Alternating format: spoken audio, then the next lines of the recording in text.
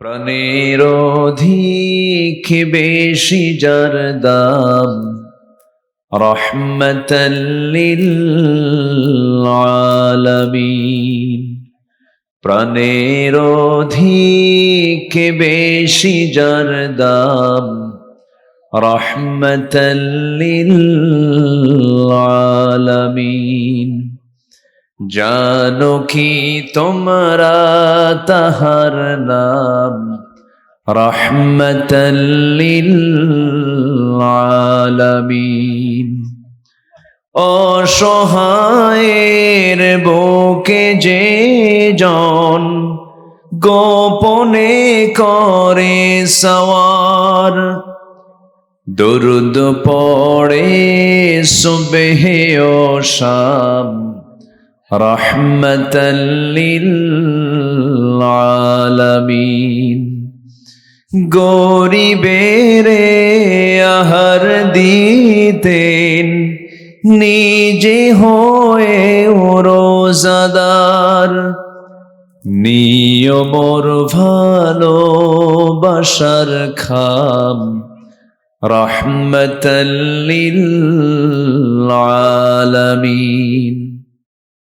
فقد قال الله تعالى في كلامه المجيد وفرقانه الحميد: أعوذ بالله من الشيطان الرجيم. بسم الله الرحمن الرحيم. إن الله وملائكته يصلون على النبي يا أيها الذين آمنوا صلوا عليه وسلموا تسليما. اللهم وعلى آل سيدنا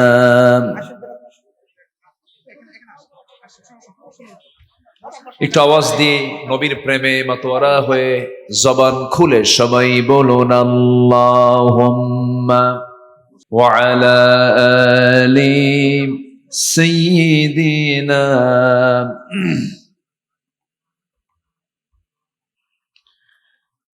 প্রাণের অধিক বেশি যার দাম রহমতাল লিল আলামিন। প্রাণের অধিক বেশি যার দাম রহমতাল লিল আলামিন। জানো কি তোমরা তাহার নাম রহমতাল লিল আলামিন। অসহায়ের বুকে যে জন গোপনে করে সওয়ার, দরুদ পড়ে সুবহে ও শাম রহমতাল লিল আলামিন। গরিবেরে আহার দিতেন নিজে হয়ে রোজাদার, নিয়মর ভালোবাসার খাম রহমতাল লিল আলামিন। জানো কি তোমরা তাহার নাম রহমতাল লিল আলামিন। আল্লাহুম্মা সাল্লি আলা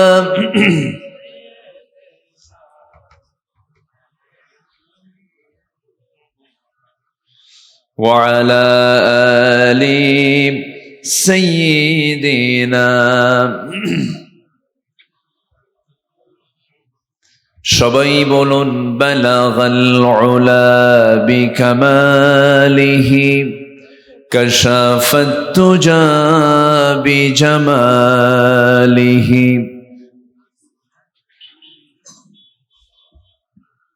সাল্লু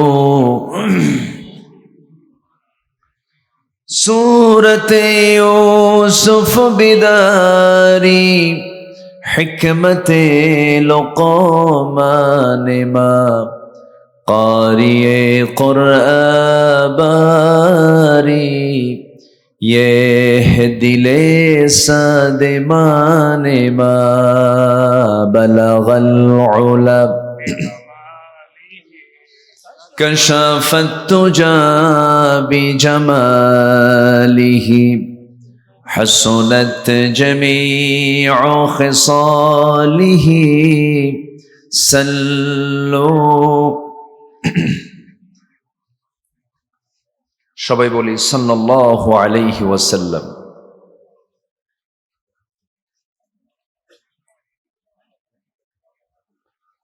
উত্তরবঙ্গের গেটওয়ে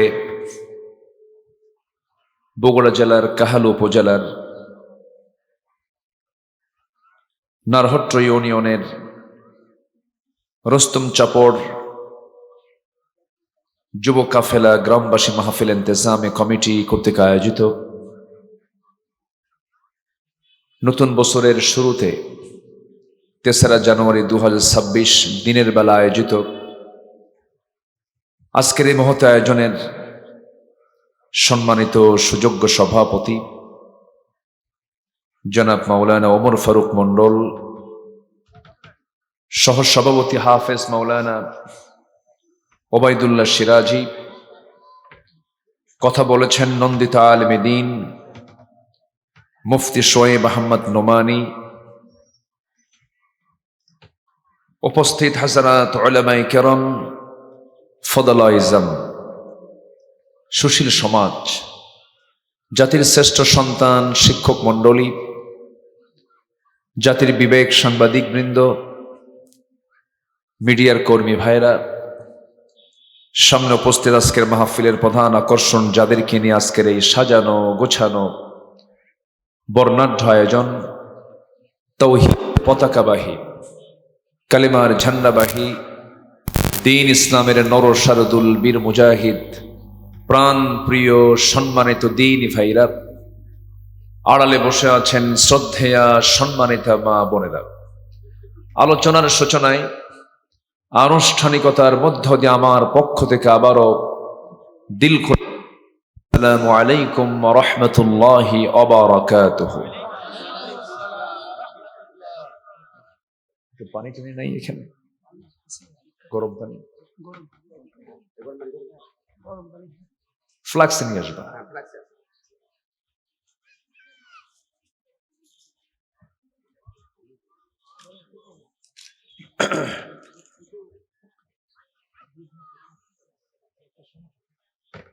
আজকের এই মহৎ আয়োজনের দিনের বেলার এই মহতি প্রোগ্রামটা দেখে আমি খুবই আনন্দিত। দিনের বেলায় এত মানুষ হওয়া মানে কি জানেন? রাত্রে বেলায় এই মাঠে জায়গা হতো না। শহরতলি জেলা শহরের সাথে লাগানো তো মানুষ কর্মব্যস্ত, অফিসের কাজ, সাংসারিক কাজ, সব কাজ ফেলে রেখে আপনারা এত সুন্দরভাবে শান্ত হয়ে কোরআনের এমন সুন্দর একটি সাজানো বাগানে একজন সদস্য হতে পেরেছেন। আল্লাহ শুকরিয়া আদায় করছি, মুহাব্বাতান বলে উঠছি আলহামদুলিল্লাহ। আবারও বলছি আলহামদুলিল্লাহ। চিৎকার মেরে বলছি আল্লাহুম্মা ইন্নী আসআলুকা আল হুদা ওয়াত তুকা ওয়াল আফাফা ওয়াল গিনা। সবাই বলি আল্লাহুম্মা আইন্নি আলা যিকরিকা ওয়া শুকরিকা ওয়া হুসনি ইবাদাতিকা ইবাদাতিকা, আমরা আল্লাহ তাআলার শুকর আদায় করে নিলাম। সম্মানিত উপস্থিতি, সময় পর্যাপ্ত আছে। হয়তো সালাতুল আসর 4টায় হওয়ার কথা, আমরা এই সালাতুল আসর আজকে আমরা এটাকে এক্সটেন্ড করে আমরা একটু বিলম্বে আদায় করব। আমরা 4:30টায় নামাজ আজকে এখানে আদায় করব, নাকি উল্টা ফতুয়া হবে আবার? এরকম ফতুয়াটা তো দেবে না তো কেউ আবার, হুজুর নামাজ বাদ দিয়ে ওয়াজ করে। আমার দেশে কিন্তু মাথায় মানে লুঙ্গি না পড়লেও মাথার টুপি নিয়ে খুব মারামারি করে। আমার কথা কি বুঝতেছেন আপনারা? সম্মানিত হাজিরিন, আমরা নিরিবিলি বসে থাকবো। আজান হবে হয়তো চতুর্দিকে, অস্বস্তি আমরা ফিল করব না, কারণ নামাজের জন্য সময় দেব, ওযুর জন্য সময় থাকবে, কোনো টেনশন নাই। এখানে আমরা বসেছি, কোনো বেনামাজি হুজুর এখানে না। আমার দেশে আবার বেনামাজি দরবারও আছে। কিছু কিছু দরবারে গেলে নামাজ লাগে না, আছে না নেই বলেন তো? আছে। আমরা নামাজটা যত সময় না পড়ে একটু পরে আমরা আদায় করব। ওই বিষয় কেন্দ্রিক যেন আর কোনো আমাদের কোনো চিন্তা না থাকে। আসুন আমরা সোজা এখন নিশ্চিন্তে আমরা আলোচনার দিকে চলে যাই। আমরা মূলত এখানে এসেছি কোনো ব্যক্তির কথা শোনার জন্য নয়। আমরা মূলত এখানে কোনো জনসভায় হাজির হওয়ার জন্য আসি নাই। আমরা এখানে এসেছি ইবাদত করতে। বলি আলহামদুলিল্লাহ। কি করতে বলেন? ইবাদত করতে। এটি কিন্তু ইবাদতের জায়গায় বসে আছি আমরা।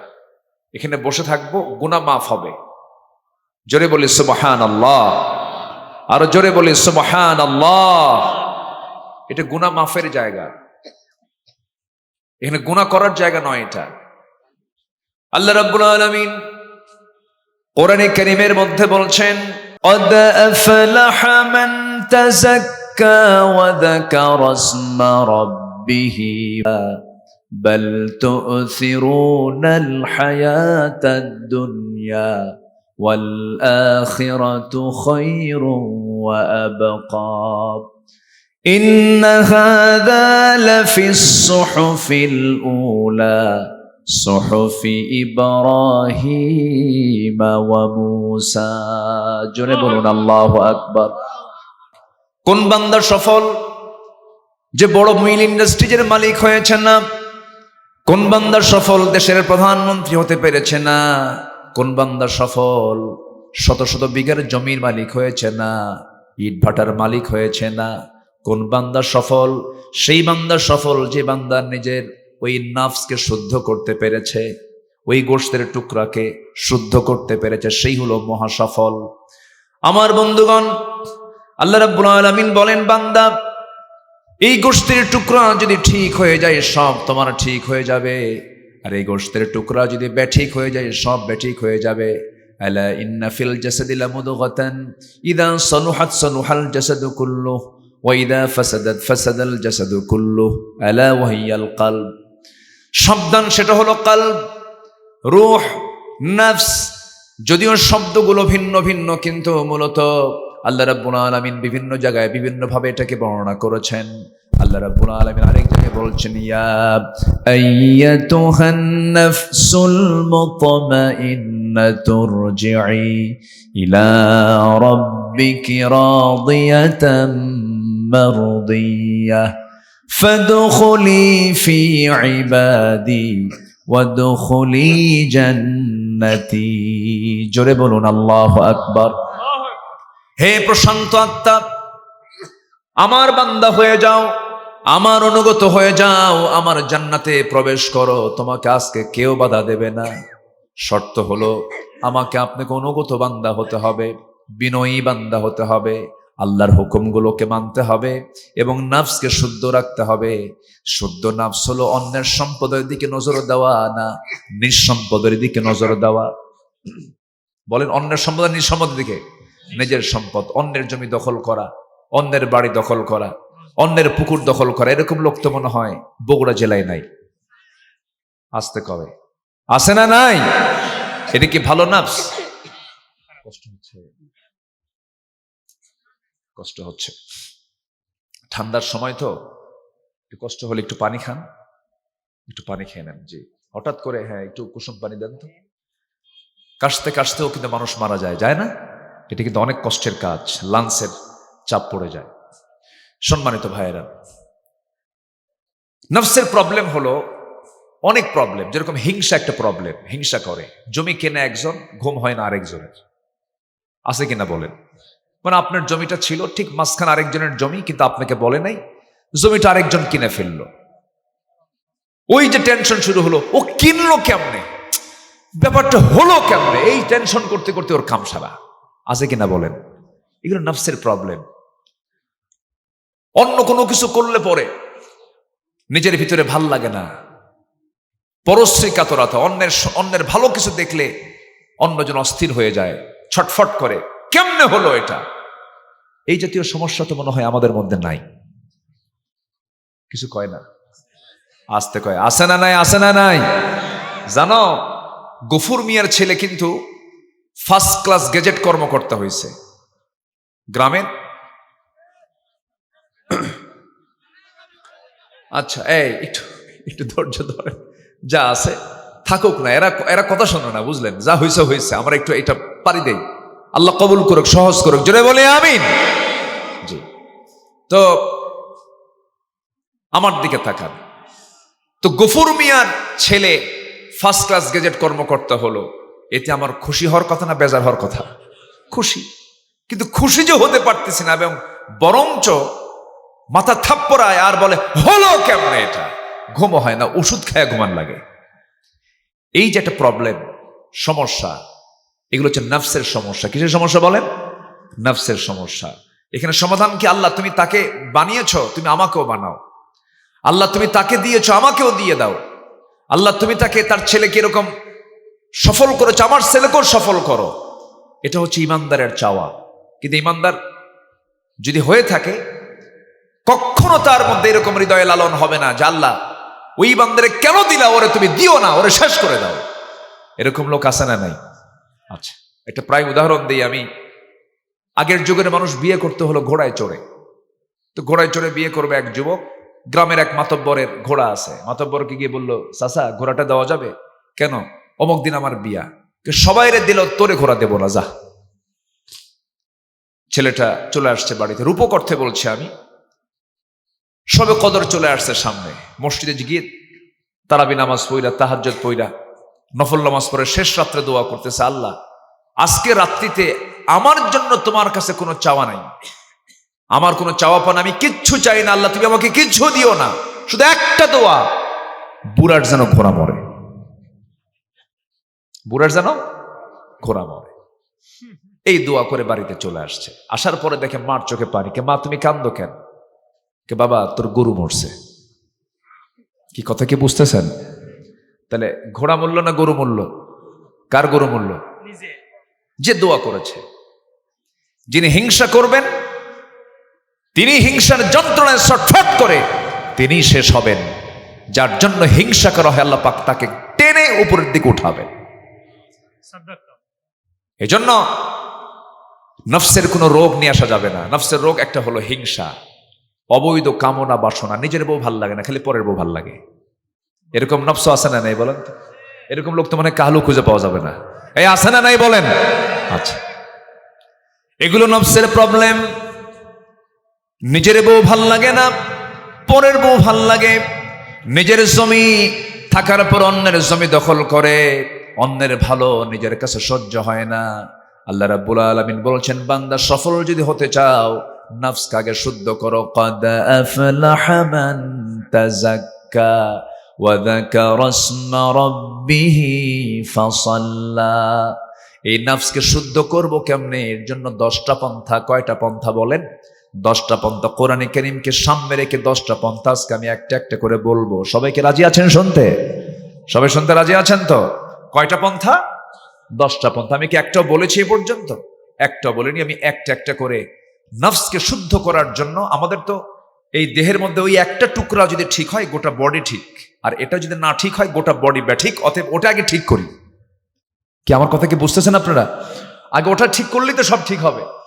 এই জন্য আমি ওই পয়েন্টটাকেই সামনে রেখে আমি বলতে চাচ্ছি 10টা পয়েন্টে আমরা আমাদের নিজের নফসকে আমরা শুদ্ধ করব। জোরে বলি ইনশাআল্লাহ।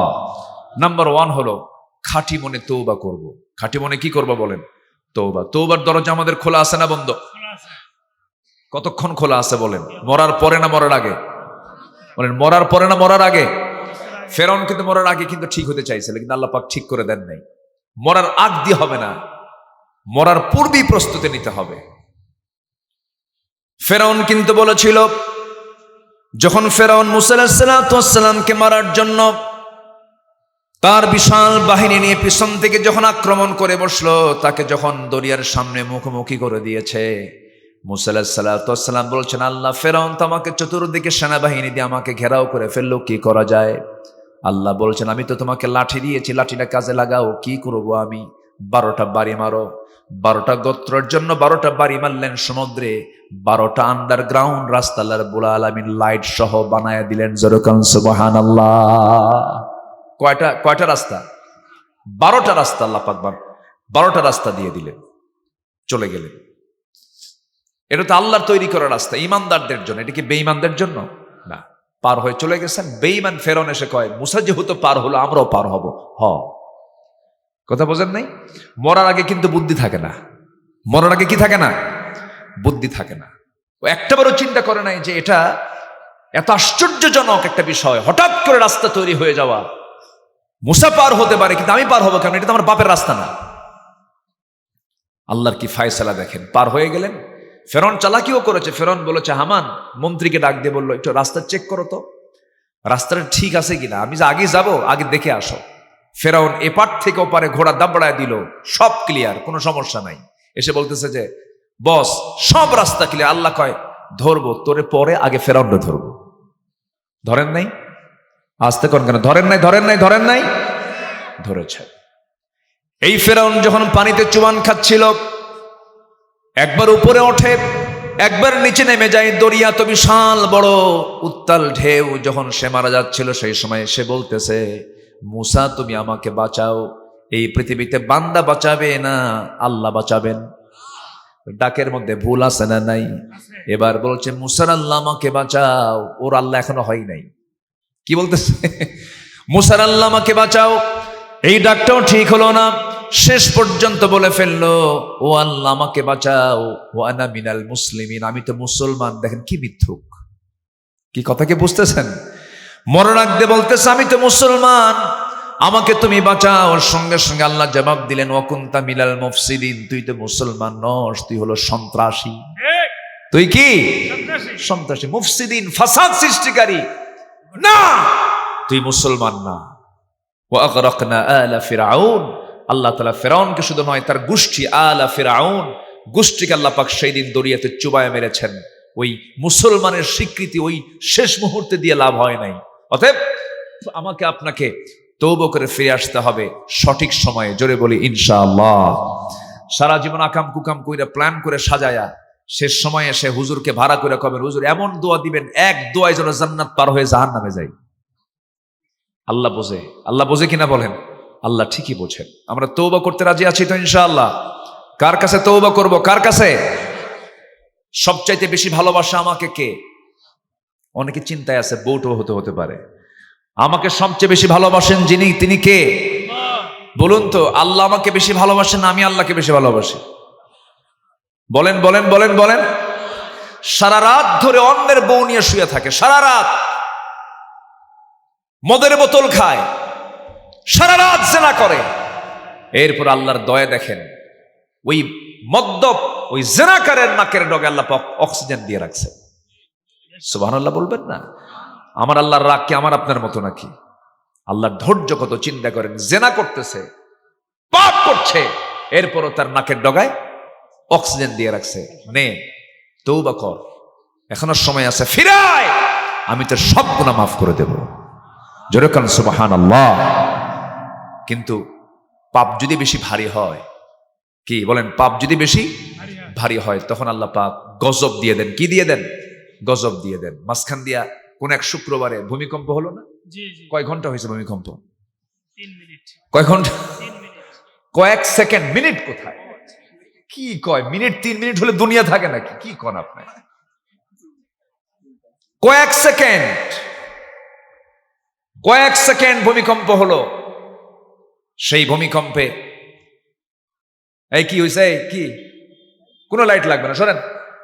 আমার দিক তাকাবে না, সব আপনার দিকে তাকায় আছে সবাই। দরকার নাই তো, আমাকে দেখতে পাচ্ছেন না?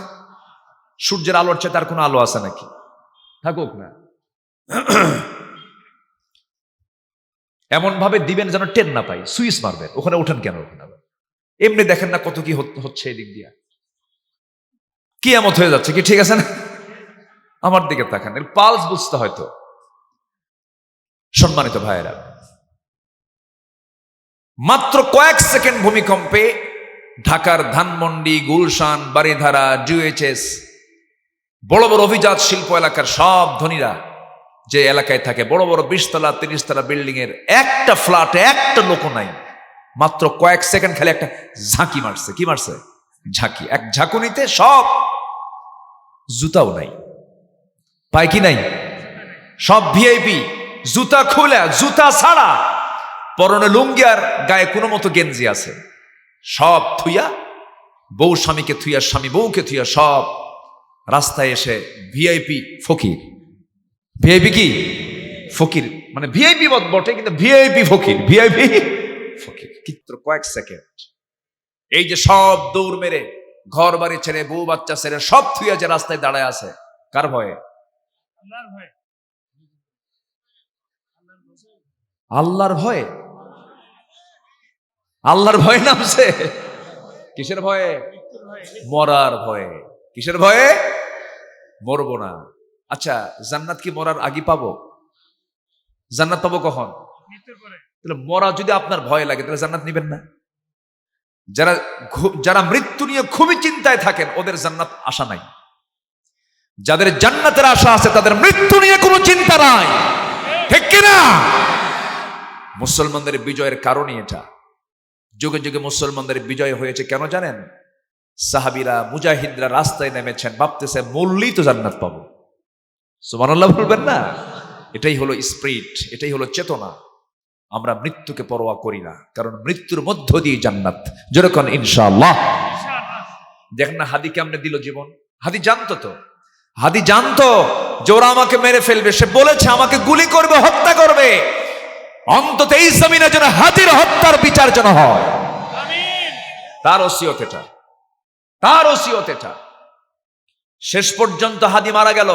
সে বলেছে আমার মরে যাওয়ার পর আমার হত্যার যেন বিচার হয়, এবং আমার ছোট্ট ছেলে একটা রেখে যাচ্ছি, একটু আপনারা দেখেন।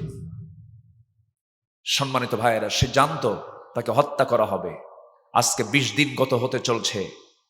এত বড় একটা দেশ, 20 কোটি মানুষের দেশে মন্ত্রণালয়টা কত ব্যর্থ হলে পরে এমন সিচুয়েশন হতে পারে। আজ পর্যন্ত আসামি খুঁজে বের করা হলো না। সম্মানিত বন্ধুগণ, শরীফ ওসমান হাদির হত্যার সঙ্গে যারাই জড়িত হোক না কেন, আজকে এই হাদির হত্যার বিচার যদি না হয়, আগামীকাল আমার আপনার হত্যার কোনো বিচার হবে না। কি ঠিক কিনা বলেন?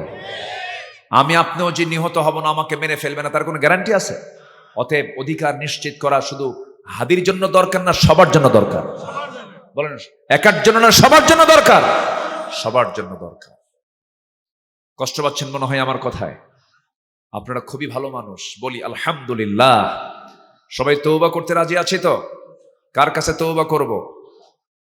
আমি তওবা করব, আমাকে মাফ করবেন কে? আমার দায়িত্ব তওবা করা। আমার দায়িত্ব কি? আর আমার আল্লাহর দায়িত্ব কি? মাফ করা। আপনি তওবা করলেনই না, মাফ করবেন কেমনে? আমাকে আপনাকে তওবা করতে হবে। গুনাহ একটা যোগ্যতা মানুষের।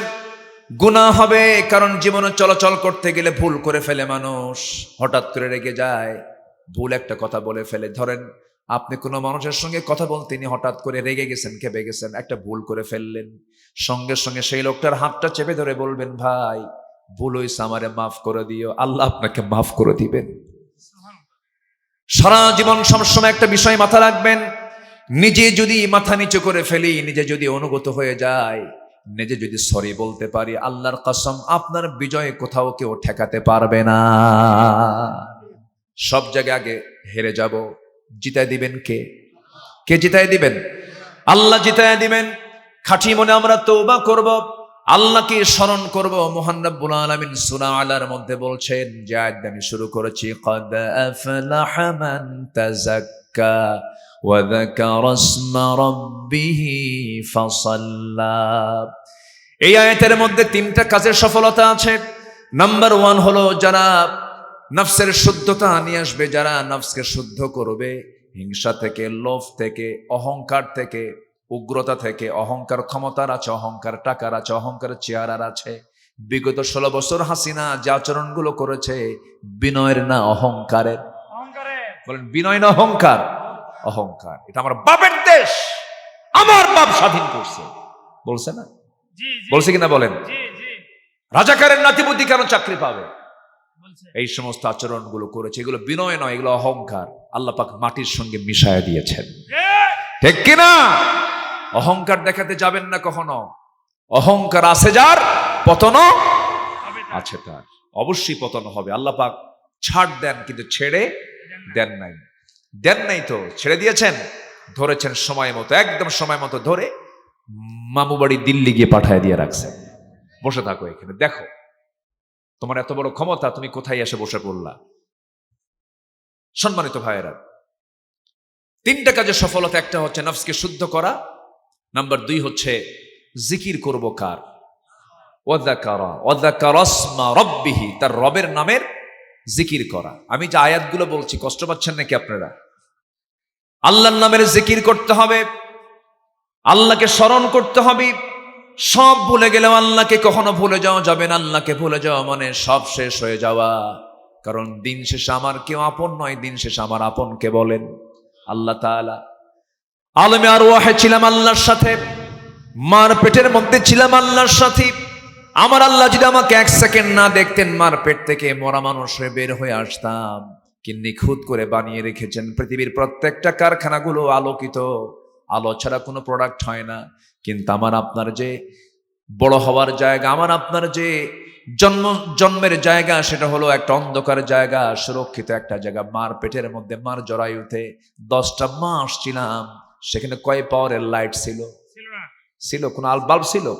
একটা নিকষ কালো ঘন অন্ধকারের ভিতরে আমার আল্লাহ রাব্বুল আলামিন ছোট্ট একটা জায়গার ভিতরে ফি কারারিম মাকিন নিখুঁত করে বানালেন। চোখের জায়গায় চোখ দিলেন, কানের জায়গায় কান দিলেন, হাতের জায়গায় হাত দিলেন, মুখের জায়গায় মুখ দিলেন, চুলের জায়গায় চুল দিলেন।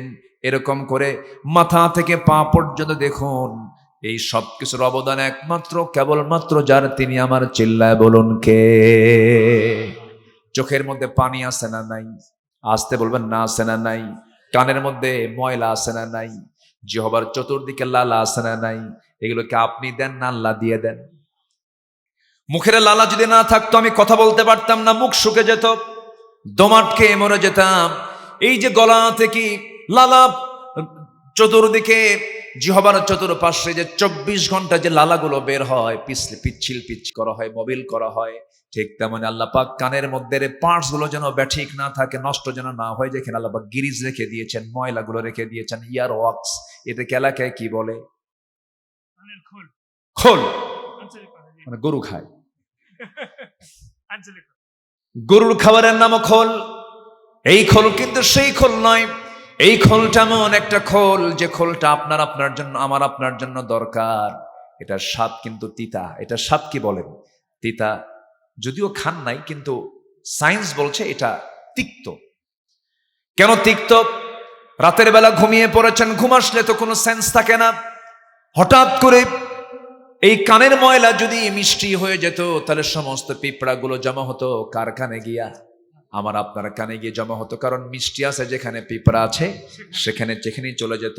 সমস্ত পিঁপড়াগুলো কানের মধ্যে জমা হলে পরে ঘুম পারবেন কখন? কান সাফ করবেন কখন? হঠাৎ করে কোনো পিঁপড়া যদি বেলাইন হয়ে যদি কানের মধ্যে ঢুকেও যায়, যখন দেখে তিতা, সে নিজে আপনি বের হয়ে আসে। সুবহানাল্লাহ বলা যাবে না? কানকে সিকিউর করেছেন। আবার চোখের পানি আল্লাহ রাব্বুল আলামিন 24 ঘন্টা দিয়ে দিয়েছেন। প্রতি মিনিটে মানুষ চোখের পলক ফেলে 20 থেকে 25 বার, 15 থেকে 20 বার তার চোখের পলক ফেলে। এই পলক ফেলার সঙ্গে সঙ্গে ধুলাবালিগুলো বের হয়ে যায়। চোখটাকে আল্লাহ পাক জীবাণুমুক্ত রাখেন। চোখের পানি লবণ না মিঠা? আস্তে করে, লবণ না মিঠা? লবণ। খাই হলো মিঠা আর হয়ে যায় কি? লবণ হয়ে যায়। আমার আপনার চোখের পানি কেন লবণ? লবণ হওয়ার কারণ হলো লবণ আছে যেখানে জীবাণু নাই সেখানে আমার আপনার গোটা বডি সব চামড়ার প্যাকেট দিয়ে সবগুলো সাজানো গোছানো, একদম প্যাকেট করা, সহজে কোনো জীবাণু অ্যাটাক করবে না। কিন্তু চোখটা চামড়া দিয়ে প্যাকেট করা নাকি? চোখটা ফাঁকা, চোখটা বাহিরে। এই জন্যই খোলা এই চোখটাকে, এই পার্টসটাকে ঠিক রাখার জন্য আল্লাহ রাব্বুল আলামিন চোখের পেছনে মেশিন সেট করে দিয়েছেন। 24 ঘন্টা সে পানিগুলোকে লবণ করে আস্তে করে চোখের মধ্যে পৌঁছায় দেয়। প্রতিদিন বান্দার চোখ থেকে 24 ঘন্টায় 1 মিলিলিটার চোখের পানি বের হয়। জোরে কোন সুবহানাল্লাহ। কে করে দিয়েছেন? আসতে বলবেন না, কে করে দিয়েছেন? আল্লাহ করে দিয়েছেন। আমি আল্লাহর নাম নেব না কেন? আল্লাহ তো আমাকে চালান, চোখটা আল্লাহ চালান। চোখ চালান কে? চোখের পেছনে মেশিন দিয়েছেন কে? চোখ দিয়ে দেখে কে? আল্লাহ দেখে না। অন্যের বোর দিকে ছায়া থাকে আল্লাহ, দেখি আমি, কিন্তু সেবা দেন কে? চোখ দিয়ে দেখি আমি, আমাকে সেবা দেন কে? আল্লাহ আমাকে সেবা দেন। আল্লাহর জিকির করতে ভোলা যাবে না। এই যে মুখের লাল আল্লাহ রাব্বুল আলামিন দিয়েছেন, মুখের লালা আল্লাহ রাব্বুল আলামিন কি পরিমাণ দিয়েছেন। আল্লাহ পাক প্রত্যেক জিহ্বাকে ভাটায় রেখেছেন না জোয়ারে রেখেছেন? বলেন, ভাটা না জোয়ার? জলপাই খায় আরেকজন আর আপনার মুখ দিয়া কি পরে কিনা বলেন? তাহলে এখন কোন, ভাটা না জোয়ার? জোয়ার। খালি জলপাই ধরে আছে একজন, তেঁতুল ধরে আছে এর দিকে আপনার জিহ্বা দিয়ে খালি পানি পড়ে। কি জোয়ার! আল্লাহু আকবার বলেন। এই জোয়ার কে সৃষ্টি করেছেন? আল্লাহ দিয়েছেন। আল্লাহ বলছেন, বান্দারে 24 ঘন্টা আমি তোকে দেখি, তুই আমাকে বলবি না। একটা ইতিহাস মনে পড়লো। ইসলামের দ্বিতীয় খলিফা ওমর ফারুক রাদিয়াল্লাহু তাআলা আনহু কয় নাম্বার খলিফা বলেন? 2 নাম্বার খলিফা। অর্ধজাহানের শাসক তিনি, 40টা রাষ্ট্রের তিনি রাষ্ট্রপ্রধান। ওমর ফারুকের মৃত্যুর সময় যখন হয়ে গেল, কয় নাম্বার খলিফা বলেন? 2 নাম্বার খলিফা। বহুদিন আগে এক মাহফিল, আজ থেকে 20 বছর হবে, আমি এলাকায় আসছি, কিন্তু শিকড়ে একটা মাহফিল করেছে আজকে না হলো 16-17 বছর আগে। শিকড় মাহফিল। আমাদের কাহালুর বজলুর রশিদ ভাইকে চেনেন তো নাকি?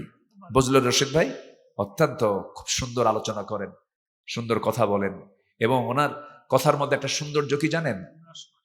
খুবই রস, লোকটাই রসে ভালো। আলহামদুলিল্লাহ। এক একজনের এক একটা সৌন্দর্য থাকে, এক একটা ফুলের এক একটা গন্ধ থাকে না? জি, আল্লাহ পাক থেকে রস দিয়ে বানিয়েছেন। এমন কিছু উদাহরণ দেয় কোথাও খুঁজে পাবেন না, শুধু ওনার মধ্যে খুঁজে পাবেন। একদম উদ্ভট কিছু কিছু কথা, মানে অদ্ভুত কিছু কিছু উদাহরণ তার মুখ থেকে বের হয়, যেটা কোথাও খুঁজে পাবেন না। এটা সৃজনশীল প্রতিভা আল্লাহ পাক তাকে দান করেছেন। আল্লাহ তুমি তাকে সিহাতে কুল্লিয়া দান করো, দীর্ঘ হায়াতে তাইয়্যিবা দান করো। জোরে বলি আমিন। আমাদের বজলুর রশিদ ভাইকে শুধু এলাকার মানুষ চেনে না, গোটা দেশ তাকে চিনে। তার কথার মধ্যে একটা আলাদা সৌন্দর্য আছে, এটা আপনাদের সম্পদ। এটা বলি আলহামদুলিল্লাহ। সম্মানিত ভাইয়েরা, তো বহুদিন আগে এক মাহফিলে বললাম যে ওমর ফারুককে চিনেন কে? সামনে থেকে একটা ছেলে দাঁড়ায় বলে, হুজুর আমি চিনি। কে? আমাদের বাড়ির দোতলায় ভাড়া থাকে। তা আমি তাকে বললাম, তুমি 100-তে 100 পেয়েছো, কারণ তোমার বুদ্ধি অনুযায়ী তুমি জবাব দিয়েছো।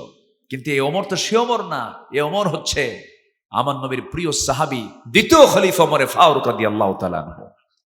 উনি সারা জীবন দোয়া করেছেন, আল্লাহ তুমি আমাকে শহীদি মওত দান করো এবং নবীর শহরে মৃত্যু দিও। আল্লাহুম্মা রযুকনি শাহাদাতান ফি সাবিলিক ওয়াজআল মাউতি ফি বালাদি রাসূলিক। আল্লাহ নবীর শহরে আমাকে মৃত্যু দিও, আমাকে শহীদের দরজা দিও। কিন্তু সেই সময় মদিনায় যুদ্ধ লাগার কোনো সম্ভাবনা নাই। তিনি শহীদ হতে চান, তাহলে মদিনার শহরে আবার মৃত্যু চান কেমনে? দোয়াটা কেমন উল্টা পাল্টা মনে হচ্ছিল, কিন্তু আল্লাহর ফয়সালা, আল্লাহ রাব্বুল আলামিন তার দোয়াটা সঙ্গে সঙ্গে কবুল করে নিয়েছেন। ফজরের সময় নামাজে দাঁড়াইছেন, প্রথম রাকাত পড়েছেন, দ্বিতীয় রাকাতে নামাজ পড়তে নিয়ে হঠাৎ করে যখন রুকুতে চলে গেছেন, এক জালিম এসে তার ডান দিক থেকে এসে বিষাক্ত বিষওয়ালা বিষ মিশ্রিত ছুরিটা নিয়ে পেটের ডান পাশে ঢুকায়া দিয়েছে নামাজের মধ্যে। চাকুটা আবার বের করে রুকুর মধ্যেই আবার সামনে থেকে সজোরে তল পেটে যখন ছুরিটা যখন ঢুকায়া দিয়েছে, কিছু ভুঁড়ি বের হয়ে গেছে। ওমরে ফারুক রাদিয়াল্লাহু তাআলা আনহু যে মাথা চক্কর মেরে পড়ে গেলেন, সেন্স নাই, কয়েক ঘন্টা পর্যন্ত সেন্স নাই। যেই লোকটা মেরেছে তার নাম হলো আবু লুলু মাজুসি। আবু লুলু মাজুসি এই লোকটা ছিল অগ্নি উপাসক। ওমর ফারুক রাদিয়াল্লাহু তাআলা আনহুর যখন সেন্সটা ফিরে আসলো, তিনি তার সামনে সন্তানকে দেখতে পেলেন। তার সন্তানকে বলছেন, আব্দুল্লাহ এই দিকে আসো। আব্বা আপনার কেমন লাগতেছে? বলছে, বাবারে পানি নিয়ে আয়। পানি নিয়ে আসতে গেছেন। পানি নিয়ে ওমর ফারুকের সামনে ছেলে যখন নিয়ে রাখছে, তখন বলতেছে, বাবা এটা তুমি কিসের পানি আনছো? বাবা তুমি পান করবে, তুমি তৃষ্ণার্ত মনে হচ্ছে। কে বাবা, এটা তো পান করার জন্য পানি চাই নাই, আমার ফজর নামাজ হয় নাই, নামাজটা তো পড়া দরকার, ওযুর পানি নিয়ে আসো। জোরে কোন সুবহানাল্লাহ। বড়ি বাহিরে, অথচ ফিকিরটা কার? জিকিরটা কার? এটাই হচ্ছে জিকির। এটার নাম কি? জিকির। বাবা আমার নামাজ হয় নাই, ওযুর পানি নিয়ে আসো। ওযুর পানি আনা হলো। গামছা দিয়ে পেটটা বেঁধে ফেললেন, ভুঁড়িটা বের হয়ে গেছে। গামছা দিয়ে পেটটা বাঁধলেন। কষ্ট করে বসে বসে নামাজটা তিনি পড়ে নিলেন। নামাজটা শেষ করার পরে মুখে তার হাসি। আব্দুল্লাহকে ডাক দিয়ে বলছে, আব্দুল্লাহ কান্দো কেন? কান্দো না, আল্লাহ পাক আমার নিয়ত মনে হয় কবুল করে নিয়েছেন। আমাকে কোনো মুমিন মানে নাই, কোনো মুসলমান আমাকে আঘাত করে নাই। আমাকে আঘাত করেছে অগ্নি উপাসক আবু লুলু মাজুসি। যখন আমাকে আঘাত করেছে, আমি নিজেকে খুব ধন্য মনে করছি, আজকে আমি শহীদের দরজা পেয়ে যাব। আব্দুল্লাহ চিন্তা করো না, আব্দুল্লাহ তুমি কেঁদো না। বলছে, আব্বা ডাক্তার নিয়ে আসছি, একটু চিকিৎসা করাই। ঠিক আছে চিকিৎসা করাও। ডাক্তার সামনে বসে আছে। ওমরে ফারুক বলছে, চিকিৎসা শুরু করো। এক গ্লাস দুধ তার হাতে দেওয়া হলো। এক গ্লাস দুধ তিনি পান করলেন, কিন্তু পান করে থাকলো না পেটের ভেতরে। আস্তে করে ওই তল পেট দিয়া নারী ভুঁড়ি যেদিক দিয়ে বের হয়ে গেছে, দুধটা বের হয়ে গেল। সঙ্গে সঙ্গে ডাক্তার, চিকিৎসক, হাকিম চোখের পানি ফেলতে ফেলতে বলছে, আমি আমার চিকিৎসার সর্বশেষ চেষ্টা করলাম, রোগী বাঁচাতে পারবো না। ওমর ফারুকের কানে যখন এই শব্দটা চলে গেছে, তিনি আলহামদুলিল্লাহ বলে বলছেন, ডাক্তার রে তুই আমাকে বাঁচাবি কেমনে? নাকের মধ্যে আমার রব জান্নাতের ঘ্রাণ ঢুকায়া দিয়েছে। জোরে কোন সুবহানাল্লাহ, আরো জোরে কোন সুবহানাল্লাহ। ওমর ফারুক রাদিয়াল্লাহু তাআলা এবার বলছেন, আব্দুল্লাহ আমি মনে হয় বাঁচবো না, দুনিয়া থেকে বিদায় নিয়ে নেব, যে কোনো মুহূর্তে মৃত্যুর ডাক চলে আসবে। এবার ডাক্তার চলে যাচ্ছে। ডাক্তার যাওয়ার পথে পিছন দিক থেকে ওমর ফারুক তার দিকে তাকায়, দেখেন তার পাজামাটা গিরার নিচে। পাজামাটা গিরার নিচে। গিরার নিচে পাজামা পরা হালাল না হারাম? আজ থেকে না হালাল না হারাম?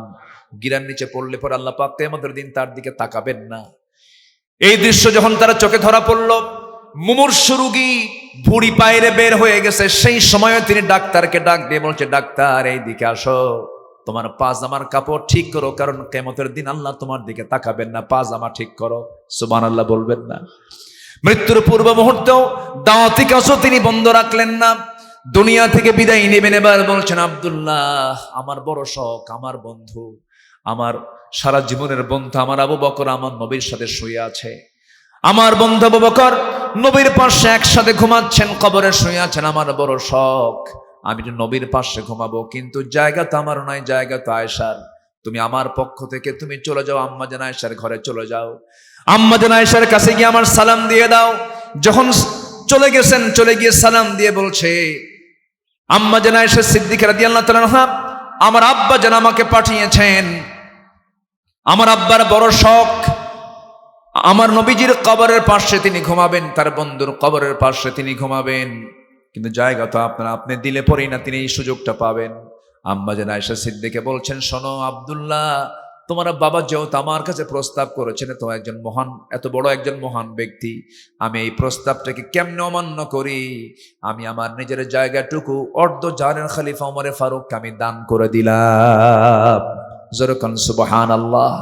আম্মা জান আয়েশার ঘরে রাসূল ইন্তেকাল করেছেন, এই জন্য তার ঘরটা আম্মা জানের ঘর ছিল এটা, তিনি এটা দান করে দিলেন। মাস 3 আগে আল্লাহ পাক আমাকে মদিনায় নিয়েছিলেন। আমার একটা ছেলের সন্তান আমার সঙ্গে ছিল। শেষ রাত্রের সফর আমার, ফজরের একটু আগ দিয়ে আমি আমার নবীজির কবরের পাশে একটা জায়গা আছে, রাসূল বলেছেন, মা বাইনা বাইতি ওয়া মিম্বারি রাউদাতুম মিন রিয়াদিল জান্নাহ। আমার ঘর এবং আমার মিম্বার এর মাঝখানের যে অংশটুকু, এটা হলো জান্নাতের টুকরা। সুবহানাল্লাহ বলবেন না? এই অংশটুকু জান্নাতের টুকরা। এই কথা রাসূল বলেছেন। প্রত্যেক হাজিরা যারা মক্কা মদিনায় যান তারা সবাই সে জায়গায় যাওয়ার চেষ্টা করেন, জায়গা হলো সীমিত, সবাই চলে যায়, সময় খুব অল্প পাওয়া যায়, 10 থেকে 12 মিনিট। এরপরে হাজিদেরকে জোর করে বের করে দেয় সেখানকার দায়িত্বশীলরা। আমি ঢুকলাম, ছেলেকে সাথে নিয়ে ঢুকলাম, ঢুকে বসে আছি। হঠাৎ করে দেখি আমার প্রবাসী ভাইয়েরা, আমার দেশের কিছু প্রবাসী ভাই সেখানে পরিচ্ছন্নতার কাজ করে, সেখানে খাদেমের কাজ করে। আমাকে দেখা মাত্রই সব দূরে চলে আসলেন, আমাকে দেখে খুব খুশি হলেন। খুশি হয়ে বলছে, হুজুর আপনি আসছেন, আমাদের জন্য দোয়া করুন। আমি বললাম, ভাই দেখেই যখন ফেলেছ, এই জায়গায় থাকার মেয়াদ মাত্র 10 মিনিট, আমি একটু ফজর পর্যন্ত 1 ঘন্টা থাকতে চাই, ব্যবস্থা করা যাবে? তারা বললো, হুজুর একটু দেরি করেন। চলে গেছে সেখানকার প্রশাসনিক কর্মকর্তার কাছে, গিয়ে এমন পাম্প মারছে, বুঝলেন, এমন তেল মারছে, কাম হয়ে গেছে। আলহামদুলিল্লাহ। আমার দেশের মানুষ কিন্তু অন্তত কিছু না পারলেও তেলটা মারতে পারে, বুঝলেন, খুব তেল মারে। নেতার প্রশংসা করতে করতে আল্লাহর নামই মনে থাকে না, এরকম আসার নেই বলেন তো? আছে। তো এমন বলছে, আমি যা না তার চেয়ে বেশি কিছু বলছে প্রশাসনিক কর্মকর্তা সেখানকার, মদিনার সেই রাউদাতুম মিন রিয়াদিল জান্নাত সেখানকার যে দায়িত্বশীল, দৌড় মেরে এসে আমাকে ধরে জোর করে নিয়ে প্রথম কাতারে, এবং আমার নবীর কবরের ঠিক সামনের যে জায়গাটা, প্রথম কাতারের প্রথম যে জায়গাটা, সে জায়গায় আস্তে করে বসায় দিয়া ইনটেক একটা জমজমের পানি, এরপর কিছু খেজুর আর কিছু আতর মানে সুগন্ধি লাগায় দিয়ে বলে, হুজুর আপনি এখানে বসেন, আমি প্রবাসী ভাইদের জন্য দোয়া করব, আল্লাহ তোদের তো কপালে খুব, তোদের জন্য আমার কপাল খুলে গেছে, তেল মারার উপকারটা পাইলাম। তো বসে আমি সর্বপ্রথম যে দোয়াটা করেছি সেটা হলো, আল্লাহ বাড়ি তো বাংলাদেশে, রসুল তো মদিনায় শুয়ে আছেন, পাশে শুয়ে আছেন, মাত্র 3 থেকে 4 হাত দূর। আমার কাছে আল্লাহ, আমার কাছে মনে হচ্ছিল যেন আমার নবীজির দেহের ঘাম যেন আমার নাকে এসে ধাক্কা খাচ্ছে। আমি দোয়া করেছি, আল্লাহ মৌত তো একদিন হবেই, একদিন মরে যাবই, সংবাদ সবার কাছে চলে যাবে, মালাকুল মউত সবার কাছে আসবে, আমার কাছেও আসবে, আপনার কাছেও আসবে। ও আল্লাহ, তোমার কাছে ফরিয়াদ, যেদিন তুমি মালাকুল মউত পাঠাবা তার একদিন আগে তুমি আমারে মদিনায় পাঠায় দিবা। আমি আল্লাহর কাছে এই কথা বলে আসছি।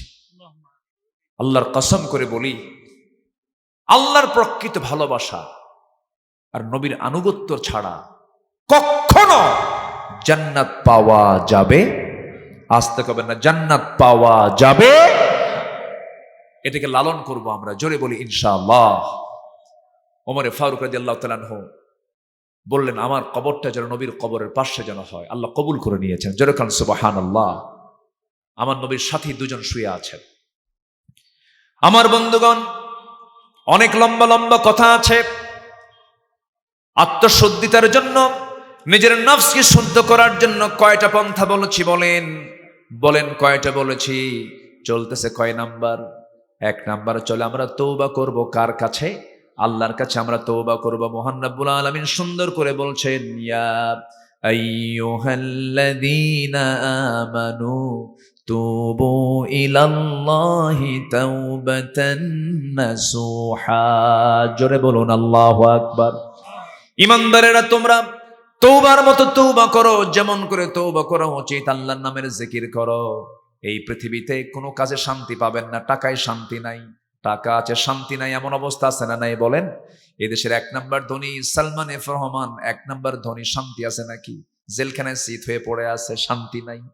টাকা আছে শান্তি নাই, বন্ধু আছে আত্মার সঙ্গ নাই, বিনোদন আছে প্রশান্তি নাই। এই জন্যই মনোবিজ্ঞান স্বীকার করে যে over thinking can not be cured by more thinking, it needs a higher connection.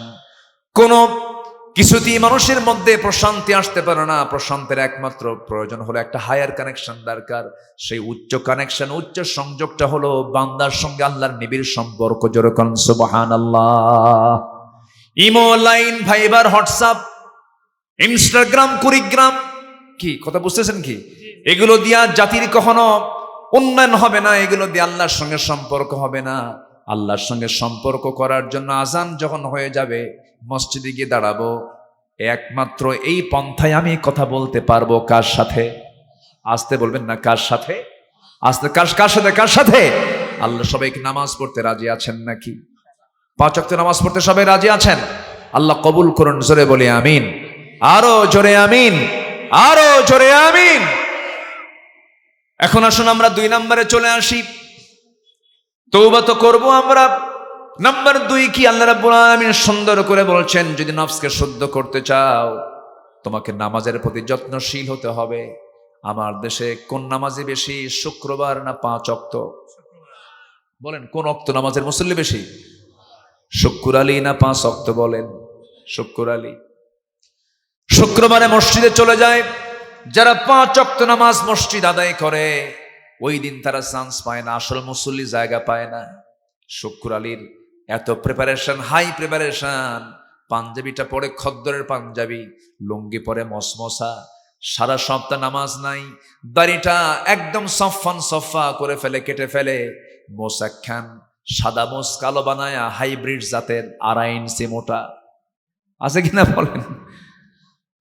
2.5 ইঞ্চি মোটা হাইব্রিড জাতের মোসটা লাগায়া পেট একখান 10 মাসের মতো বানায়া, আছে কিনা বলেন? নেতা চলল মসজিদের দিকে, ঘাড়ে একখান জায়নামাজ নিয়া, আরেক ঘাড়ে একখান হাজি রুমাল নিয়া ছুটে চলছে, সাদা কাপড় ধবধবা, যেন আসমান থেকে ফেরেশতা নাজিল হয়েছে।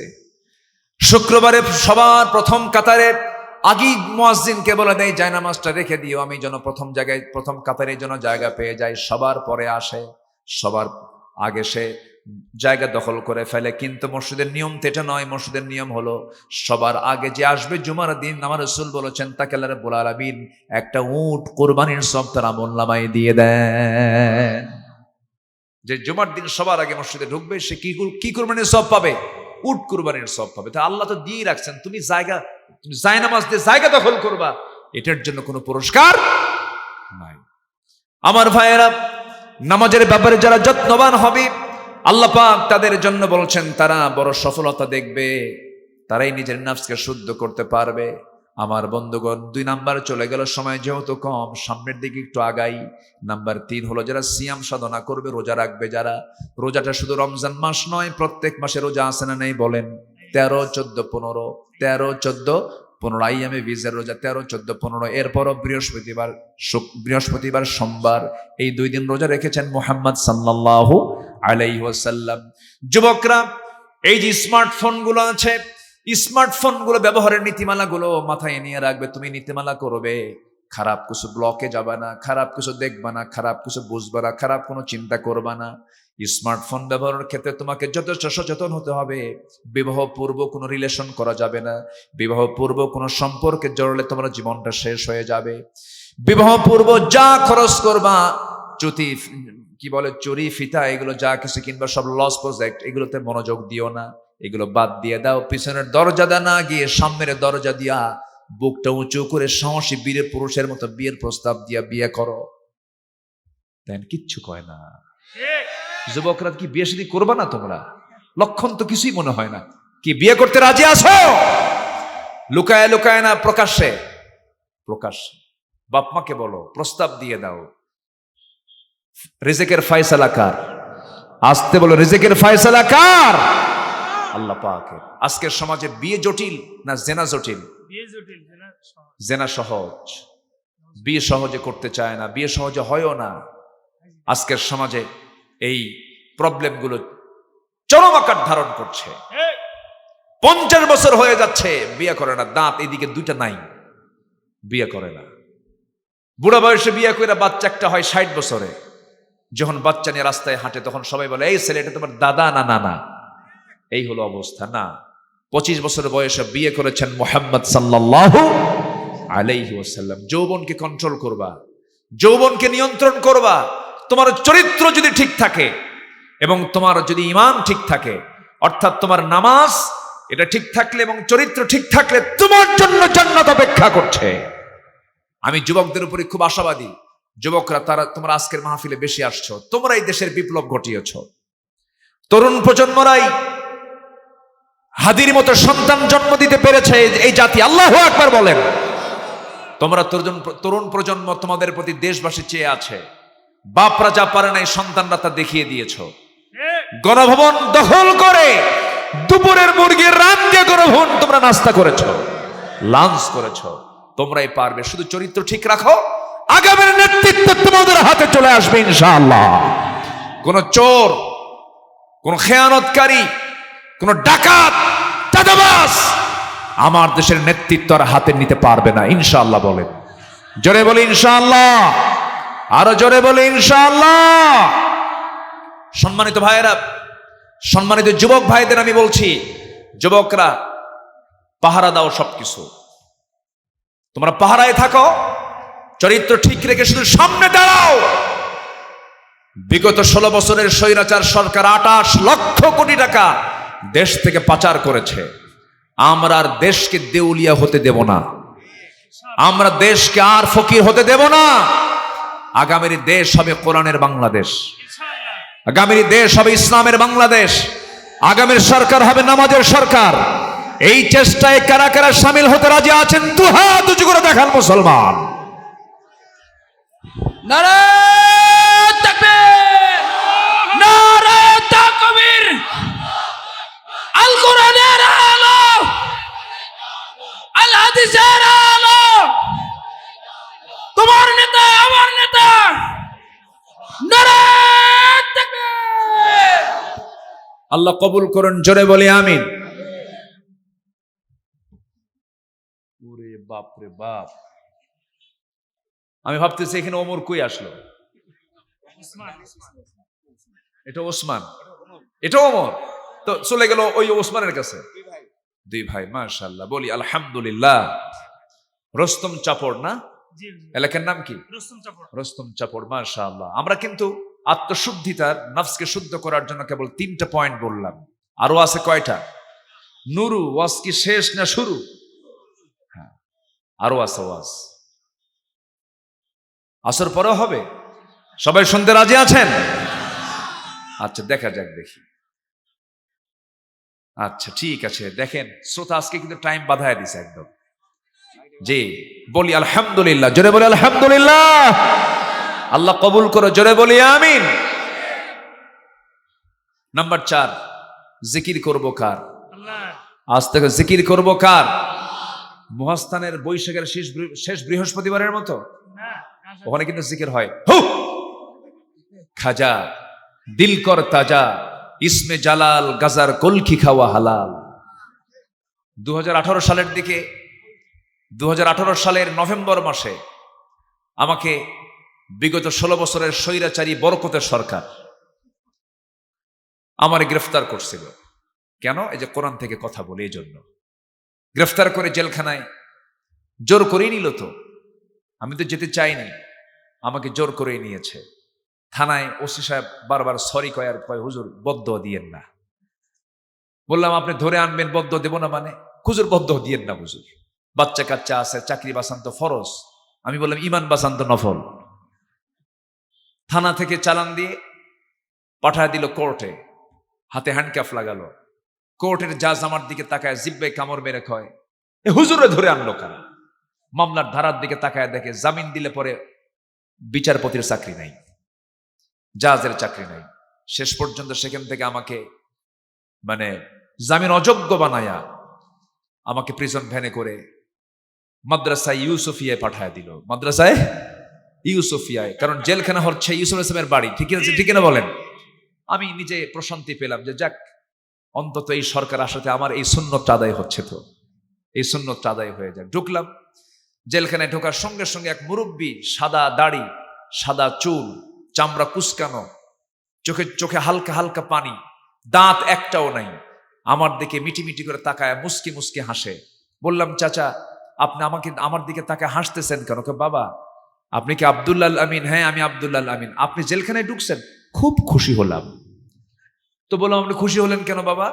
কে বাবা, ওয়াজ মাহফিল বহু শুনতে গেছি, আপনার ওয়াজ শুনেছি, কিন্তু বহু চেষ্টা করছি একবার মোসাফা করব, একটু কথা বলবো, এই চান্স পেলেন না। আল্লাহ মিলায় দিছে, দোয়া করি আপনি জেলখানায় থাকেন। এমন দোয়া করলো, বুঝলেন? তো বললাম চাচা আপনি কেন জেলখানায়, ব্যাপারটা কি? কে বাবা বোমা হামলা। কি হামলা? কোন বোমা হামলা?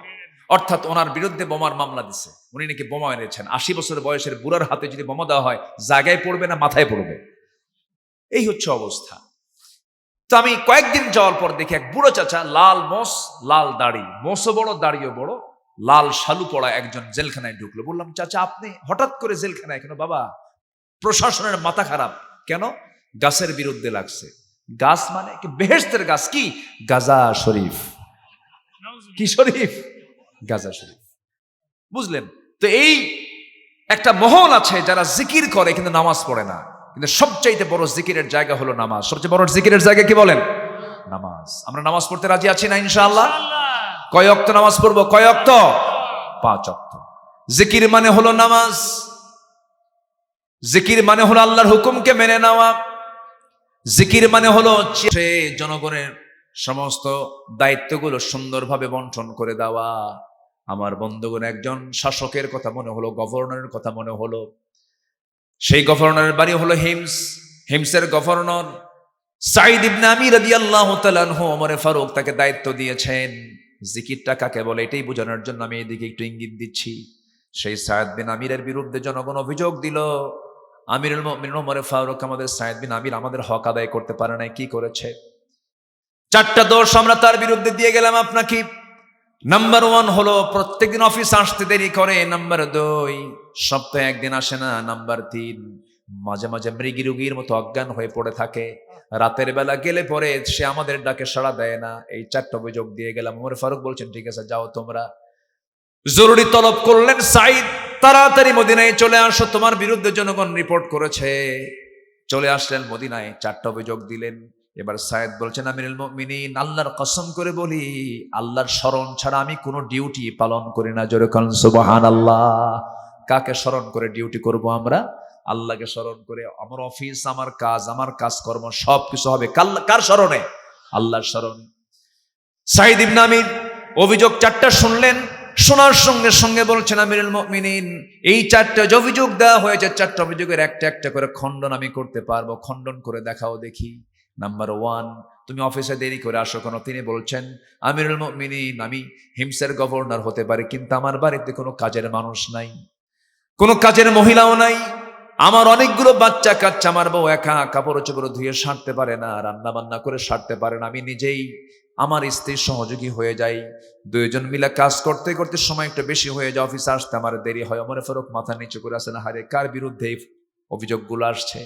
এবার বলতেছেন তুমি কেন সপ্তাহে একদিন অফিসে যাও না? তিনি বলছেন আমিরুল মুমিনিন আপনার কি অবস্থা আমি জানি না, আল্লাহর কসম করে বলি আমার গায়ের যে কাপড়টা দেখছেন এই কাপড় ছাড়া বিকল্প কোনো কাপড় আমার বাড়িতে দ্বিতীয়টা নাই। 6টা দিন একই কাপড় পরতে পরতে ময়লা হয়ে যায়। রাসূল বলেছেন শুক্রবারে পরিচ্ছন্ন কাপড় পরা দরকার। শুক্রবারের সকালবেলা যখন আমার গিন্নি ধুয়ে দেয় কাপড়টা, শুকাতে ভেজা থাকে, শুকাতে দেরি হয়। ওই কাপড়টা শুকনা হওয়ার পর আমি মসজিদে চলে যাই জুমার নামাজ আদায় করে, সেদিন আমি যেতে পারি না একটা কাপড় থাকার কারণে। নাম্বার 3 হলো মাঝে মাঝে তুমি অফিসে সন্ধ্যার পরে যখন তোমার কাছে লোকজন আসে তুমি তাদের ডাকে সাড়া দাও না কেন?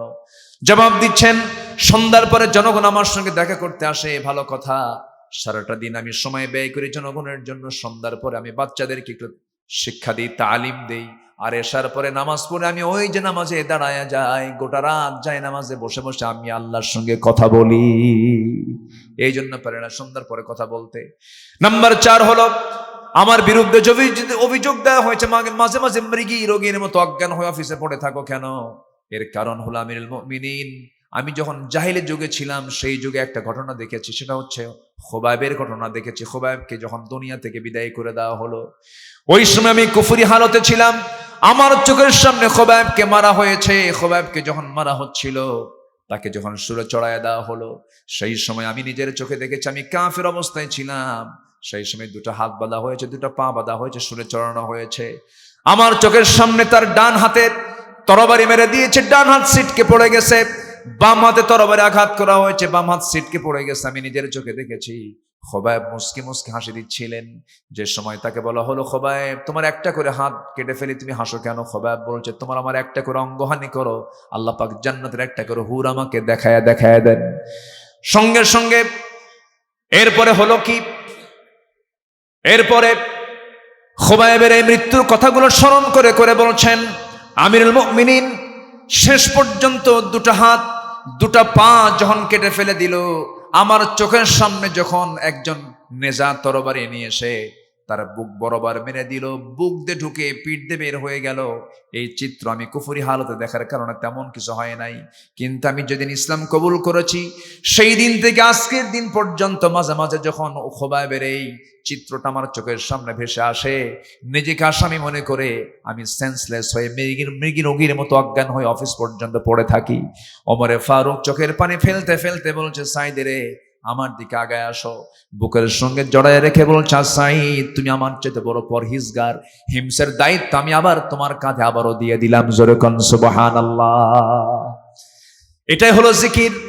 জিকির মানে শুধু সুবহানাল্লাহ আলহামদুলিল্লাহ আল্লাহু আকবার নয়, যে দায়িত্ব আমি পাবো সেই দায়িত্বের সময় আমি স্মরণ করব কার? স্মরণ করব কার? আল্লাহর। এটা আল্লাহর জিকির। আল্লাযীনা আমানু ওয়া তাতমাইন্নু কুলুবুহুম বিযিকরিল্লাহ আলা বিযিকরিল্লাহি তাতমাইন্নুল কুলুব। জোরে বলুন আল্লাহু আকবার, আরো জোরে বলুন আল্লাহু আকবার। নাম্বার 5 হলো নফস শুদ্ধ হবে কখন? যখন এই কিতাবের সঙ্গে সম্পর্ক বেশি হবে। এটার সঙ্গে সম্পর্ক যত বেশি রাখবো আমার নফস তত শুদ্ধ থাকবে। কারণ কোরআন যখন কারো দিন সারা দিনের সঙ্গে যারা কোরআনের সম্পর্ক থাকে, শয়তান তার সঙ্গে সম্পর্ক তৈরি করতে ভয় পায়। কি পায়? ভয় পায়। এই জন্য আমরা কোরআন থেকে সম্পর্ক রাখবো, কোরআনের সঙ্গে কম না বেশি বেশি রাখবো। আল্লাহ রাব্বুল আলামিন সুন্দর করে বলছেন, আল্লাহু নাজ্জালা আহসানাল হাদিসি কিতাবাম মুতাশাবিহাম মাসানি। জোরে বলুন আল্লাহু আকবার। নাম্বার 6 হলো সিজদায় যারা বেশি বেশি ক্রন্দন করবে, সিজদার মধ্যে যাদের চোখের পানি বেশি পড়বে তাদের নফসটা শুদ্ধ হয়ে যাবে। চোখের পানিতে নফস শুদ্ধ হয়ে যায়। আল্লাহ রাব্বুল আলামিন বলছেন, ইয়াখিরুনা লিল আযকান ইয়াবকুন ওয়া ইয়াজিদুহুম খুশুআ। জোরে বলুন আল্লাহু আকবার। শুধু শবে কদরে কান্না নয়, শুধু রমজান মাসে কান্না নয়, শুধু রমজান মাসেই পর্দা নয়, রমজান মাসেই বোরকা নয়। মায়েরা, মাহফিলে যে সমস্ত মা বোন এসেছেন দেখবেন রমজান মাস আসলে পরে তাদের রোজা ঠিকই হয়, পর্দা ঠিকই করেন, নামাজ কালাম করেন, রোজাও রাখেন, সবকিছু করেন, কিন্তু রমজান চলে গেল, বোরকা চলে গেল, অথবা রমজান মাসের শেষ দশকে শবে কদরের সময় সব মার্কেটে চলে যায়। মার্কেটিং করতে আসে না নাই? বলেন, আসতে বলবেন আসে না নাই? রমজানের শেষ দশকে হলো কদর, আর শেষ দশকে আমার দেশের মায়েরা মার্কেটে গিয়ে কদর তালাশ করে। মার্কেটে গিয়ে কি তালাশ করে? কদর তালাশ করে। এটা করা যাবে না মা। পর্দাটাকে আপনার 100% কনফার্ম করতে হবে। আমরা আমাদের মা বোনদেরকে বোরকাওয়ালি দেখতে চাই না পর্দাওয়ালি দেখতে চাই? বলেন, বোরকাওয়ালি না পর্দাওয়ালি? আজকের অধিকাংশ মেয়েরা বোরকাওয়ালি না পর্দাওয়ালি? বোরকাওয়ালি। বোরকা পরে মাশাআল্লাহ, এত ডিজাইন। বোরকার গায়ে আবার আয়না লাগানো, মানে আয় যেরকম নাউজুবিল্লাহ। এই জাতীয় বোরকা পরা যাবে না। বোরকা হতে হবে শালীন বোরকা, ঢিলাঢালা বোরকা, কালো কালার, কালোর মধ্যে পাকড়া বাকরি কালার দেওয়া যাবে না। বোরকা হচ্ছে দেখানোর জন্য না ঢাকানোর জন্য? দেখানো না ঢাকা? ঢাকানোর জন্য হলো বোরকা। আল্লাহ পাক এমন বোরকা এই এলাকার মা বোনদেরকে পরার তৌফিক দান করুন। স্বামীর ব্যাপারে আমার দেশে অবহেলা কিছু আছে, আবার স্ত্রীর ব্যাপারেও স্বামীর কিছু অবহেলা আছে। আমাদেরকে যখন কেউ বলে হুজুর স্বামীর আনুগত্য নিয়ে ওয়াজ করবেন, এই কথাটা আমাকে যখন কেউ শোনায় তখন আমি উল্টা কই, তাই আপনি কি আপনার বইয়ের হক আদায় করেন? তো দুই দিকেই সমস্যা আছে না নাই বলেন তো? সেদিন এক মহিলা আমারে ফোন দিয়ে বলে, হুজুর একটা প্রশ্ন করি, কি আমার স্বামী না সকালেও তালাক দেয়, সন্ধ্যাও তালাক দেয়, আমি কি আসি না নাই? বলেন তো এখানে দোষটা কার হলো বলেন তো? এরকম ভাবে অসংখ্য পরিবার তালাক হয়ে যাওয়ার পরেও সংসার করছে, আছে না? আছে কিনা বলেন? ওটা কি হালাল না হারাম সম্পর্ক? হারাম সম্পর্ক। সকালে যায় বিকেলে নেয়, হ্যাঁ বিকেলে আবার নিয়ে নেয়। আবার আমাদেরকে ফোন দেয়, হুজুর রাগের মাথায় দিছিলাম, হুজুর ভুল হয়ে গেছে, হুজুর কান্দে, আবার ভুল হয়ে গেছে হুজুর, বাচ্চাটা কাঁদতেছে, হুজুর তাড়াতাড়ি দেখেন তো, হুজুর একটা ব্যবস্থা। হুজুর তো শরীয়তের মালিক। শরীয়তের মালিক কে? আল্লাহ। শরীয়ত কার? আল্লাহর। এত রাগ কেন? এগুলো করা যাবে না। বউকে পিটানো সুন্নতে মুআক্কাদা নাকি? বউকে মারা যাবে? কোন হাদিসে কোথাও পেয়েছেন আমার রাসূল কোন স্ত্রীকে মেরেছেন? কোথাও পাবেন না। আঘাত করবেন কেন? হৃদয় রাজ্য দখল করতে হবে। বলবেন একে সাদে থাকি, যৌবন তুমি আমাকে দিয়েছ, আমার যৌবন তুমি নিয়েছ, চলো না জান্নাতে গিয়ে সর্বপ্রথম আমি তোমার সঙ্গে সাক্ষাৎ করতে চাই। একটু বলবেন কেন সাক্ষাৎ করব? নামাজ না পড়া? না, নামাজ পড়েই তো সাক্ষাৎ করতে হবে। সুন্দর করে বউকে সুন্দর করে দাওয়াতে কাজ করবেন, সুন্দর করে বুঝায় বলবো আমরা। দেখবেন মেয়েদের মনটা একটু সফট হয়, মেয়েদেরকে প্রশংসা করবেন। মেয়েটা একটু বিয়ারা যদি একটু বাঁকা হয়, বউটাকে সুন্দর করে বুঝাবেন, আস্তে করে বসাবেন। যত প্রশংসা করবেন মেয়েদের, তারা তত বেশি খুশি হয়ে যাবে। আপনার বউটা একটু কালো, কালো বলবেন কাম হবে না, বলবেন খুব সুন্দর। একটু প্রশংসায় পঞ্চমুখ হতে হবে। সুন্দর করে বলে তাকে সুন্দর করে বোঝায় যদি আপনি বসে আনতে পারেন, আল্লাহর কাসাম দুনিয়াতে এই সম্পর্ক আল্লাহ পাক জান্নাত পর্যন্ত গড়ায় দিবেন। এর জন্য ধৈর্য দরকার। কি দরকার বলেন? ধৈর্য দরকার। চোখের পানি ফেলে ফেলে কাঁদবেন। মাঝে মাঝে শেষ রাত্রে উঠে বউটাকে বলবেন, বউ আমার ওযু বানা। ওযু বানালো, আপনি ইমাম হয়ে গেলেন, তাকে আপনি মুসল্লি বানায় ফেললেন। তাহাজ্জুদের 2 রাকাত করে 4 রাকাত, অথবা 2 রাকাত করে 8 রাকাত পড়লেন। দেখবেন আল্লাহর কসম করে বলি ওই পরিবারে আল্লাহওয়ালা সন্তানের জন্ম হয়ে যাবে। আমার বন্ধুগণ, চোখের পানি সর্বক্ষণ থাকতে হবে। কার ভয়ে? আসতে বলবেন না, কার ভয়ে? আল্লাহ বলছেন বান্দারে তোর চোখের পানির মূল্য পৃথিবীর কেউ দেবে না। বউয়ের কাছে স্বামী কাঁদবে, বউ বলবে পুরুষ মানুষ কান্দে নাকি? আবার স্বামীর কাছে বউ কাঁদবে, স্বামী বলবে মেয়ে মানুষ এরকম করে কান্দে, পৃথিবীর কেউ কান্নার মূল্য দেবে না। কিন্তু আপনি যদি নীরবে নিভৃতে সেজদায় পড়ে পড়ে যদি আখিরিউনা লিল আযকান ওয়া ইয়াবকুন ওয়া ইয়াজিদুহুম খুশুআ, যদি আমরা আল্লাহর প্রকৃত ভয়ে যদি কাঁদতে পারি, এক ফোঁটা চোখের পানি 7টা জাহান্নামকে নিভায়া দিয়ে তার জন্য জান্নাতের বাজেট পাস হয়ে যাবে। আমরা কাঁদবো কার কাছে? কান্নার জায়গা কয়টা বলেন? একটা জায়গা। তা কার কাছে? আল্লাহর কাছে আমরা কাঁদবো। আমাকে কান্নার মূল্য 100% দিবেন কে? আল্লাহ তাআলা। নাম্বার 7 হলো হালাল রিজিক উপার্জন করব আমরা। হারাম কোনো খাবারের দিকে যাব না, হারাম কোনো রিজিকের দিকে যাব না। আমার বন্ধুগণ, নাম্বার 8 হলো মিথ্যাচার গীবত বর্জন করব আমরা। নাম্বার 9 হলো আল্লাহ রাব্বুল আলামিন বলছেন নফসকে শুদ্ধ করার জন্য অহংকার করা যাবে না, আত্মগরিমা করা যাবে না। ওয়ালা তুসাইর খাদ্দাকা লিন-নাসি ওয়ালা তামশি ফিল আরদি মারাহা ইন্নাল্লাহা লা ইউহিব্বু কুল্লা মুখতালিন ফখুর। জোরে বলুন আল্লাহু আকবার। নাম্বার 10 হলো তাকওয়া অর্জন করবে। ইয়া আইয়ুহাল্লাযীনা আমানু তাকুল্লাহা ওয়াল তানজুর নাফসুম মা কদ্দামাত লিগাদিন ওয়াত্তাকুল্লাহ ইন্নাল্লাহা খাবীরুম বিমা তা'মালুন। জোরে বলুন আল্লাহু আকবার। তাকওয়া মানে হলো আল্লাহর ভয়। কার ভয় বলেন? আল্লাহর ভয়। ওমরে ফারুকের শাসনামলে তিনি রাষ্ট্রের পক্ষ থেকে 1 বোতল তিনি আতর পেয়েছেন। 1 বোতল কি পেয়েছেন? আতর পেয়েছেন। 1 বোতল আতর তিনি পেলেন মিসকে আম্বর পেয়েছেন। মিসকে আম্বর নিয়ে বাড়িতে আসলেন। এটাকে 5 ভাগ করতে হবে। শুধু তার নয়, এখানে 5 জনের অংশ আছে। 4 জন প্রতিবেশী আর 1 জন ওমরে ফারুক আতরটা বোতল করে নিয়ে এসে বউকে বলছেন আমার স্ত্রী 5 ভাগে ভাগ করো। 5 ভাগের দায়িত্ব দিয়ে তার স্ত্রী হাতে আতরটা হস্তান্তর করেছেন। কিছুক্ষণ যেতে না যেতেই বলছেন বউ আমার, আমি তোমাকে ভাগ করতে দেব না, বোতলটা আমাকে দিয়ে দাও। প্রতিবেশীর কাছে গিয়ে বলছেন প্রতিবেশী সুন্দর করে 5টা ভাগ করে 1টা ভাগ তুমি আমাকে দিয়ে দাও। তার অংশের ভাগটা তিনি তার অংশ হাতে নিয়ে এবার বউয়ের কাছে এসে বলছেন আমার স্ত্রী, আমি তোমাকে সন্দেহ করি না, আমি তোমাকে ট্রাস্ট করি, আমি তোমাকে এই যে আতরটা দিয়ে দিলাম, কিন্তু ভাগের দায়িত্ব আমি তোমাকে দেই নাই এই জন্য, কারণ আতরটা হলো লিকুইড জিনিস, তরল জিনিস, এটাকে ভাগ করতে গেলে হাতে কিছু লেগে যাবে, আর সেই হাত থেকে গায়ে লাগবে। আতরের কিছু সুযোগ সুবিধা আমরা বেশি নেই, এটা চাই নাই মনে করে আমি অন্যের কাঁধে ভাগের দায়িত্ব দিয়ে দিয়েছি। জোরে কান সুবহানাল্লাহ। এটার নাম তাকওয়া। এটার নাম কি বলেন? তাকওয়া। আল্লাহ পাক এই 10টা গুণ অর্জন করে নফসকে শুদ্ধ রাখার তৌফিক সবাইকে দান করুন। জোরে বলি আমিন। আরো জোরে আমিন। ভালো নফসের বৈশিষ্ট্য হলো খারাপ সমর্থন দেবে না, ভালো সমর্থন দেবে। বলেন বলেন, খারাপ না ভালো? এই যে চেয়ার দেখেন, এই চেয়ারে 2 জন ব্যক্তি প্রার্থী হয়ে সামনে দাঁড়ায় গেছে, একজন নামাজি আরেকজন বেনামাজি। একজন নামাজ কায়েম হওয়া চায়, একজন নামাজ কায়েম হওয়া চায় না। একজন সুদ চায়, আরেকজন জাকাত আদায় করতে চায়, জাকাত প্রতিষ্ঠা করতে চায়। একজন চোর, একজন আমানতদার, আরেকজন চোর, দুজন ব্যক্তির সামনে দাঁড়ানো। এই চেয়ারে বসাতে হবে আপনাকে, আপনি সমর্থন দিবেন। এই সময় আপনার দায়িত্ব আছে না নাই? আসতে বলবেন না, আছে না নাই?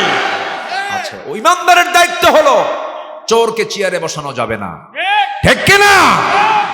আপনার ইমান চলে যাবে, আমানতদারিতা নষ্ট হয়ে যাবে। সম্মানিত ভাইয়েরা, ওই সময় আপনার দায়িত্ব হচ্ছে আপনার নফস ওই দিকে যেতে হবে যেটাতে গেলে পরে ওই আমানতদার ওই চেয়ারে বসবে। সম্মানিত ভাইয়েরা, ওই চোরকে যদি বসান, চোর যদি চুরি করে, যে তাকে সমর্থন দিয়েছে, ওই চুরির গুনার একটা অংশ ওই ব্যক্তির আমলনামায় যাবে কি যাবে না? আল্লাহ পাক প্রত্যেক জায়গায় আল্লাহ পাকের জিকির করার তৌফিক সবাইকে দান করুন, জোরে বলি আমিন। মন চাচ্ছে আরো কথা বলি, সময় না, সময়ের ঘন্টা চলেই যাচ্ছে, সময়ের কাঁটা চলেই যাচ্ছে। একটা লোকও যাবেন না। আজান হয়েছে আরো 35 মিনিট আগে, হ্যাঁ প্রায় 35 মিনিট আগে আজান হয়েছে। আমরা গুরুত্বপূর্ণ একটা কাজ, আসরের ফরজ সালাত আমাদের এখনো পড়ে আছে, আমরা পড়ি নাই। আসরের সালাত আমরা পড়বো না ইনশাআল্লাহ। কোথায় পড়বেন বলেন? এখানে পড়বেন তো? আচ্ছা, অজু যার নাই বসেন, অজু যার নাই তাকে 5 মিনিট থেকে 10 মিনিট পর্যন্ত সময় দেব আমরা। রাজি আছেন তো ইনশাআল্লাহ? কেউ যাবেন না, সবাই বসবেন। এই যে শুরু হয়েছে, আমি যে কি ভয় পাই। একটু বসেন না, কেউ উঠবেন না, একটা লোক উঠবেন না। একটু মাহফিলের বৃহত্তর স্বার্থে আমি সবার কাছে করজোরে মিনতি জানাচ্ছি, এই সৌন্দর্য যেন দোয়া পর্যন্ত থাকে, অন্তত জোরে বলি ইনশাআল্লাহ। নামাজ আমরা পড়বো, যাদের অজু আছে পড়বো, অজু যার নাই তিনি যদি বাইরেও পড়েন তা আপত্তি নেই, কিন্তু মাহফিলের সৌন্দর্য নষ্ট করবেন না। বসেন, বসেন। একটু চাদর যাবে, ব্যাগ যাবে, চাদরে যে যা পারি আমরা, মানে সোজা কথা, আমি কোনো ব্যাখ্যায় যাচ্ছি না। আমরা আসছি, শোনা একটা ইবাদত, দান করাও কি ইবাদত। আমরা যে যা পারি আমরা একটু কম বেশি দেওয়ার চেষ্টা করবো। ব্যাগ যাচ্ছে, এই যুবকরা তাড়াতাড়ি নেমে পড়ো, যে যা পারি আমরা কম বেশি দেবো ইনশাআল্লাহ। জিকির করেন সুবহানাল্লাহ ওয়ালহামদুলিল্লাহ।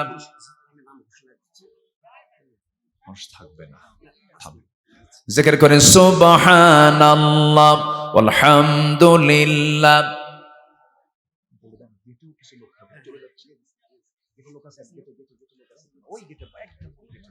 আচ্ছা, সম্মানিত ভাইরা, কেউ যাবেন না, একটু বসেন ভাই। আরেকটা ঘোষণা, সেটা হলো এখানে কেরাত প্রতিযোগিতার একটা পুরস্কারের ব্যবস্থা আছে।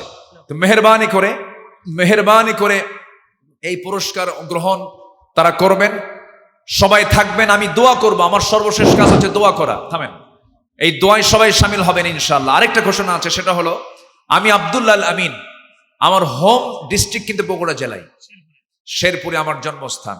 তো শেরপুরে আমি একদম পৌরসভার ভিতরে একটা মাদ্রাসা আমি প্রতিষ্ঠা করেছি, দারুল আমিন আইডিয়াল মাদ্রাসা।